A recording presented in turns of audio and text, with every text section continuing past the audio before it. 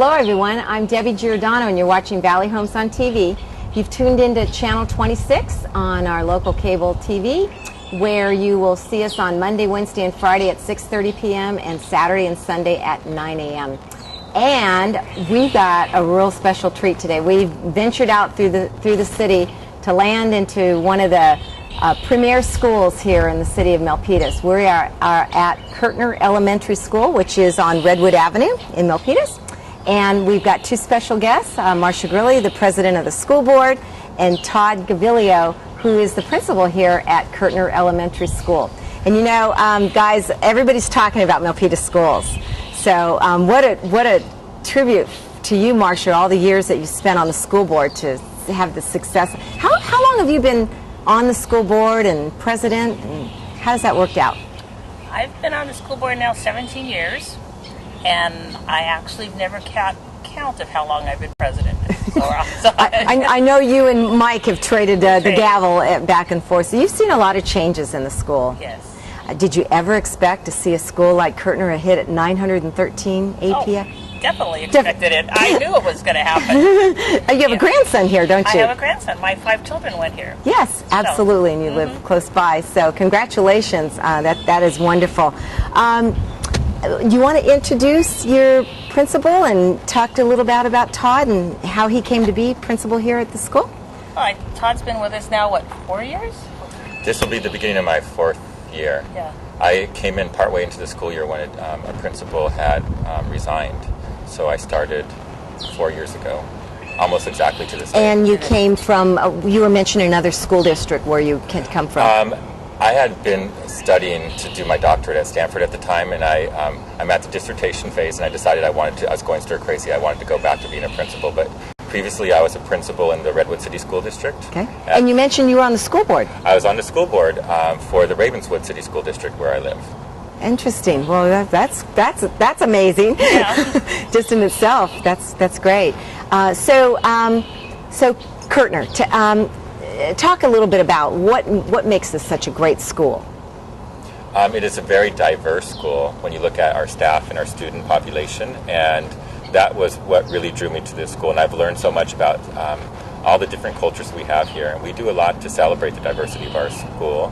And you'll see at regular intervals we have celebrations. We'll be celebrating Diwali in about a month here, and we're going to do a big Filipino cultural celebration right before we leave for winter break. And so we look at the populations we serve and try to recognize their cultures and celebrate them. So diversity, definitely one thing. We have a very experienced staff of teachers that a lot of them have been in the profession. I tallied it up, and it was, I believe, on average, is about 19 years of experience per teacher. And all tallied, it was over 500 years of experience. So oh my gosh. Yeah.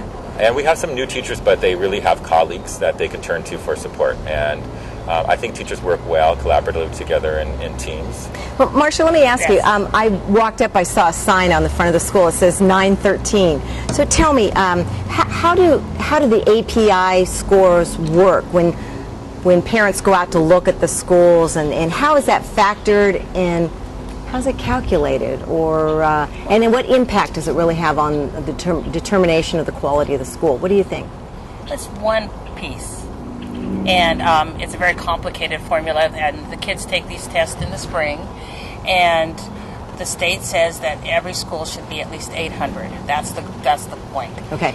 But we have seen steady growth every single year, and we knew that eventually we were going to start getting schools at 900, and we've been very excited that this year we really saw. You have another school, don't you? Have a second school that went. Senate just made 900. All but one of our schools are in 800. Okay. And every year you see growth. I mean, you look at Weller this year; they jumped 69 points. Yes, I saw that.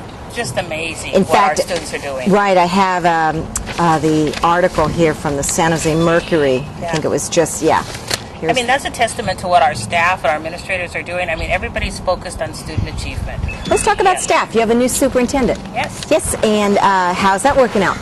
So far, really well.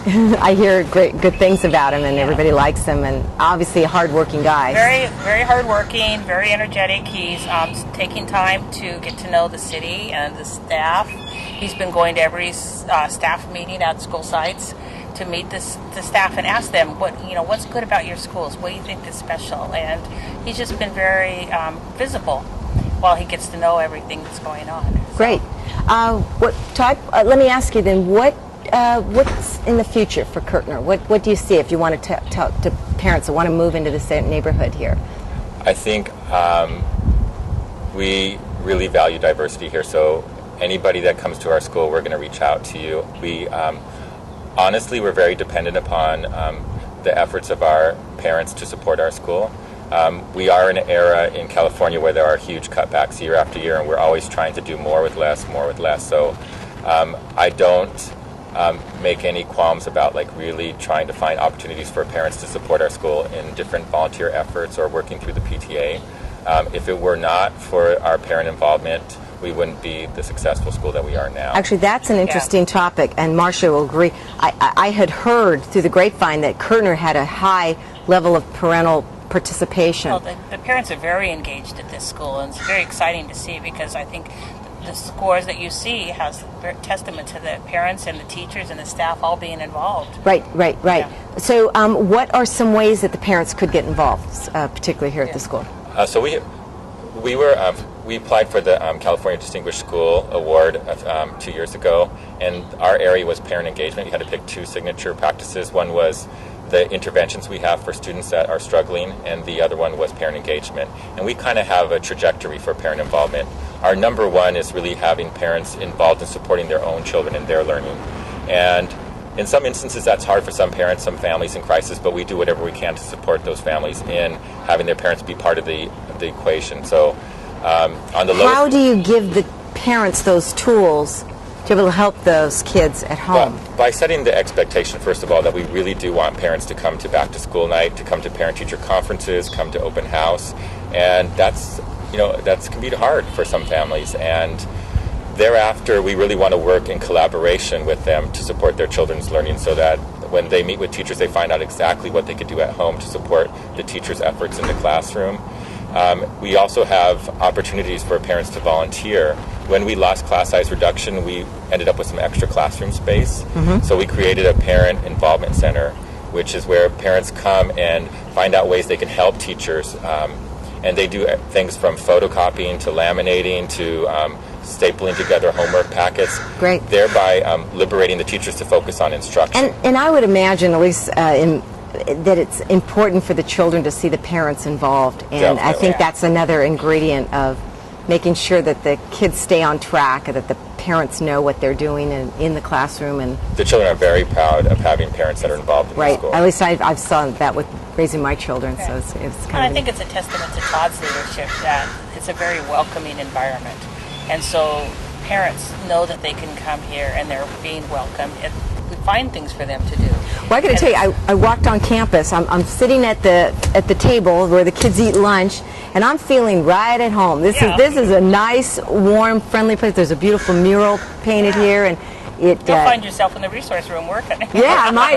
When we're done, I'm sure I'll be shelving books here pretty soon for you. Marcia, we talked offline. Money, school district money. You're going out for a bond, or what is that all about that you've talked about? We are in the kind of investigating stage. We're looking at the possibility of going out for a GO bond. Okay. The GO bond is for facilities. So our facilities, since the last bond, have aged, and we have some needs. And we're one of the school districts in California that is growing. A lot of school districts are losing children. We are growing every year. We've almost got 10,000. Look at your Milpitas High School. Oh yeah, there's over 3,000 children there now. So every year, and we're looking at over the next few years even more growth. And so we're looking at how are our facilities going to meet the needs of our students, and we're looking at the fact that as far as technology goes, we have some real serious needs. So we're starting a needs assessment. We're starting to look at what our possibilities are, and go out for a GO bond. Hopefully, if it all holds together, we'd be looking at June of 2012. Okay. And we'd be looking, and we need a 55% vote on that. So we're looking at what we can do and what the community will support.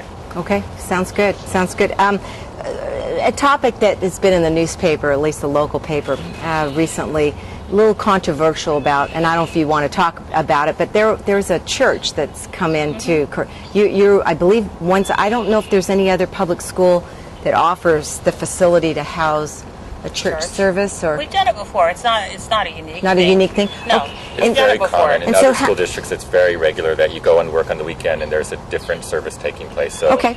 Okay. How has that worked out here for your school? And actually, wonderfully. To me, we do have a problem with vandalism on the weekends where children climb up to the roof and we come back and our heating is not working, or there's a leak in the roof. And so having a presence here on the weekend is one of the best things you could do to discourage vandalism. So for that reason alone, it's great. So the other thing is that we've had our custodial hours cut back, and so now that church pays for our custodian to come in on Sunday. He has to be there beforehand to set up the chairs, get everything ready, and he has to be there through the whole service, and then afterwards to clean the bathrooms and put the chairs away. so does the church actually rent the facilities from the school district? Yes. So you're generating a little bit of income, revenue from that. A great idea, especially if, with buildings that are empty over the weekends. Well, they're public buildings and they're paid for by the taxpayers. So if it's under the ed code, if it's an appropriate use, I think that we should let the public. I totally agree with you. I think it's a good use of the building. So that's cool.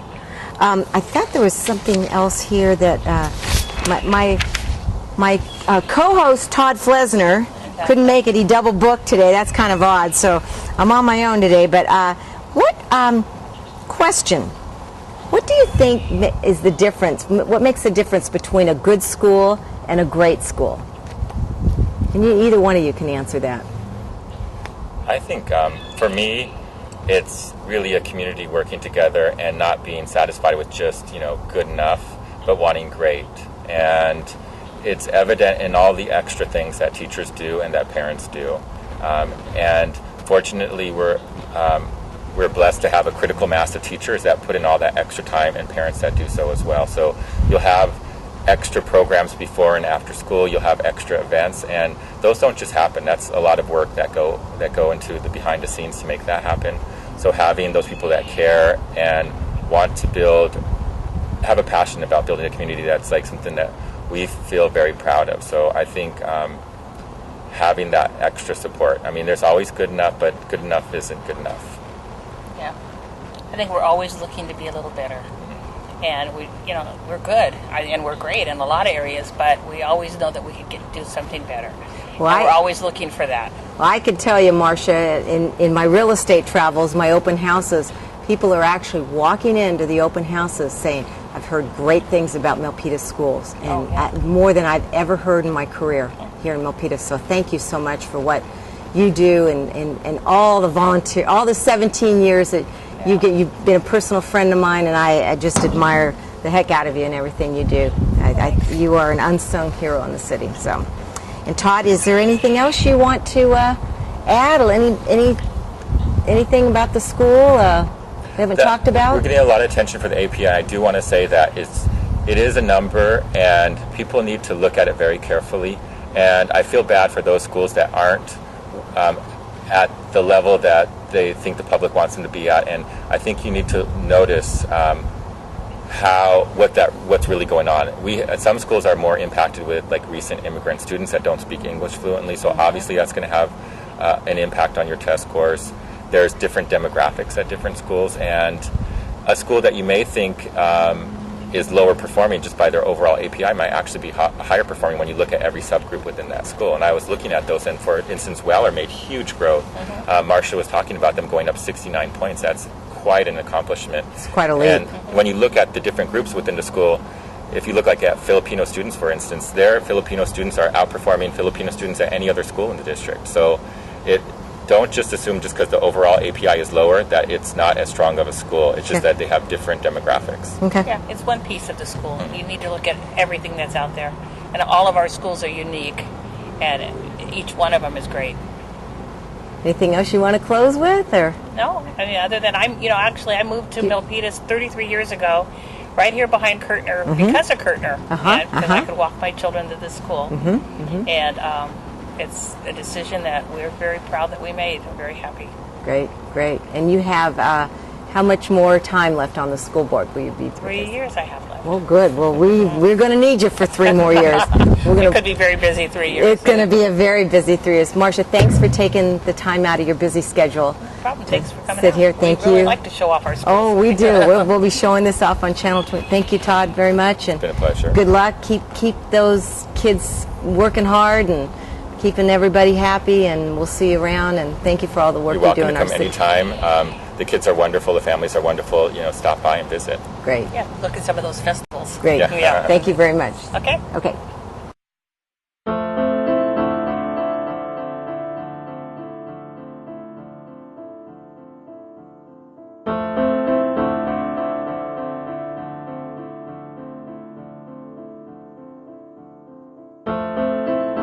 Behind the wheel, there is no such thing as a small distraction. A public service reminder from the American Academy of Orthopedic Surgeons. Speak out against distracted driving at decidetodrive.org. My name is Amanda. I'm 21 years old. I have lots of friends that use tanning beds that lay out in the sun all the time, and I tell them about Jamie. Jamie was in her early 20s when she was diagnosed with melanoma, and she died right before she turned 30. Jamie's death caused me to stop tanning completely. Before that, in high school, I wanted to be dark and look good in a prom dress or a bathing suit. In high school, it was the thing to do. But after Jamie's death, I completely stepped away from tanning beds and never went back. I know now tanning can cause the worst possible skin cancer you could get. People think tanning is safe. I don't think it's safe. You could die just like Jamie did. This message is brought to you by the American Academy of Dermatology.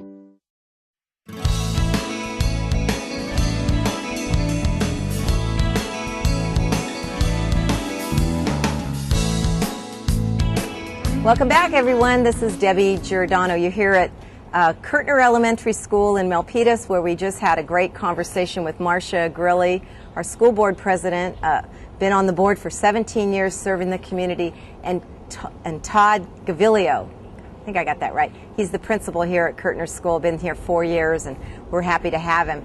Talking about some really exciting things going on in the Milpitas schools, which are translating into higher property values. I mean, we are seeing some numbers that I'm seeing the values actually climbing. Let me talk about last week I attended the California Association of Realtors Convention in San Jose. That was kind of neat to have the statewide convention right here next to our city of Milpitas. And I was able to attend the meeting where there was an economic forecast for the California housing market for next year by Leslie Appleton, who is a nationally known economist.